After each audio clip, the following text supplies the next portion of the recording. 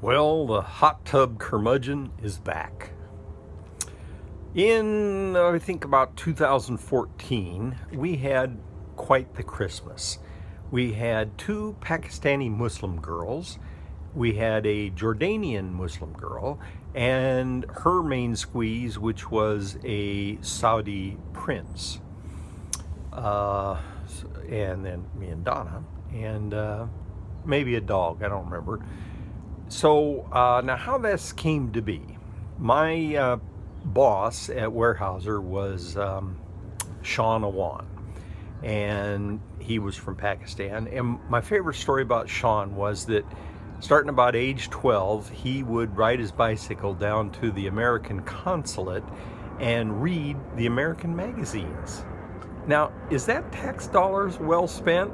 I think so. I mean, the man's over here now as a graduate in mechanical engineering, a graduate degree, and quite the contributor, quite the Don Juan, but that's a different story. And my other favorite story about him is that he was watching television over there in Pakistan, and it was a Pepsi-Cola commercial, and girls in bikinis were playing volleyball on the beach, and he thought, I could play volleyball. So he gets to America, and where do they put him? Kansas. Ain't no beaches in Kansas. And he works his ass off, gets a master's degree, hooks up with different ladies, has different daughters. He ain't got no time for going to the beach, let alone playing volleyball with bikinis. Poor guy. Okay, so anyway, he gets his brother over here from Pakistan, and his brother brings 4 girls. So it was suggested that we all get together to get acquainted for dinner, and Donna thought, well, that's good. You know, we got a little house, we can handle 6 adults, but that ain't the Pakistani way. You got to bring the 4 girls too. 10 people in our house. Donna couldn't see it, but too late. So we have dinner, and Donna falls in love with these girls. They were just different than American girls. They looked you straight in the eye. They gave thoughtful, earnest answers to your questions. They asked thoughtful, earnest questions, and they just were very cool girls, and Donna fell in love with them.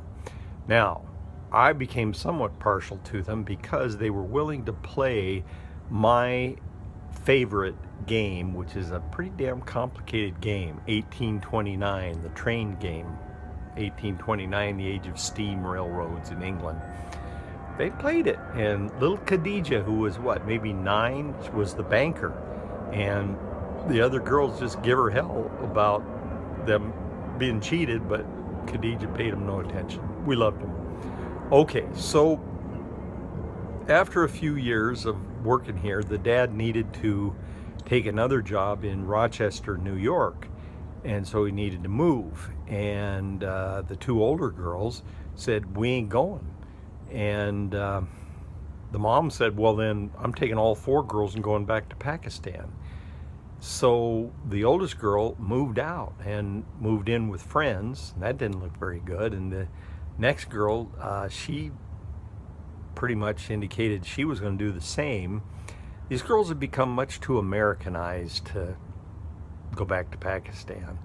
The one girl had been prohibited from going to the senior prom, and so in a prom dress and high heels, she dropped out of her 2nd-story bedroom window so she could go to the prom. They were not to be frustrated. They had become Americanized. Not a good thing.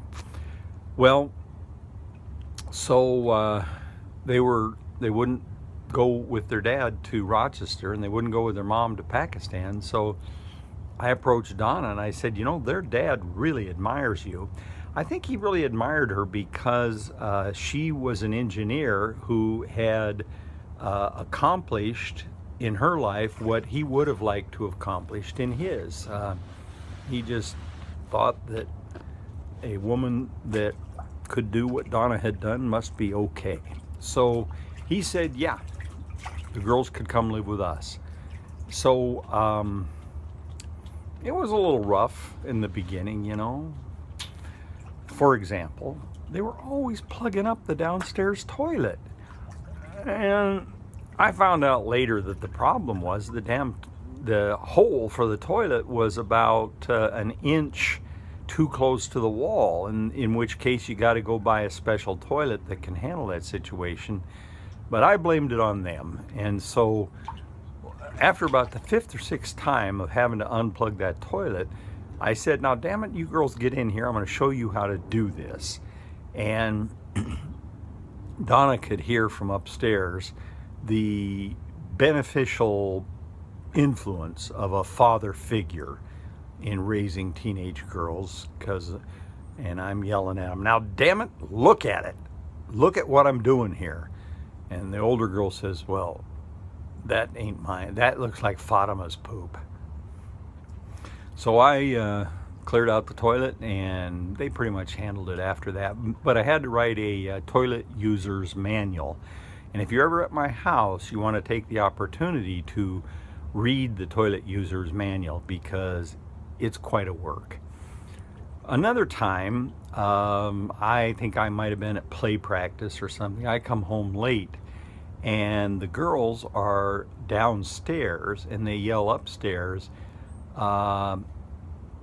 Tia, the dog, has made a mess. Well, why didn't you clean it up? We're not going to clean it up. So I go and look, and she has vomited on this lovely brown leather couch. Now the factory must have done something pretty toxic to this leather that dog vomit didn't touch it. And it wasn't just that it smelled of vomit. The dog had eaten a dead bird. Now, the next day, it sank into me, you worthless piece of crap, you didn't feed that dog. That dog was hungry. That's why that dog ate that dead bird and then barfed it up on the couch. Anyway, I had to clean up dog barf because these girls were hiding out in the basement for hours until I came home and took care of the problem. There was something I wanted to tell you about these girls. It was just a lot of fun. The way we met the Jordanian Muslim girl was that we were staying at a hotel up in Victoria, and she was a desk clerk. And so I just had a wonderful time querying her about Jordanian history and demographics, and I introduced her to Donna, and Donna liked her, and so I invited her to come down from Victoria to meet us, come to our house. And as the girl was coming through U.S. Customs, the customs agent wanted to know, where are you going and why? Well, I'm going to meet up with some, with a family that, a man that I met at a hotel, and he has a Pakistani girl in his basement. The ICE man said, hey, if you come back to Canada alive, would you wave at me and let me know that you made it okay? Well, okay, damn it, there was something I wanted to tell you about those Pakistani girls. What the hell was it? We just really have enjoyed their company. They've really enlivened our life. Donna didn't have kids, hasn't had much use for other people's kids, but having these girls treat her as a mother has meant a great deal to her.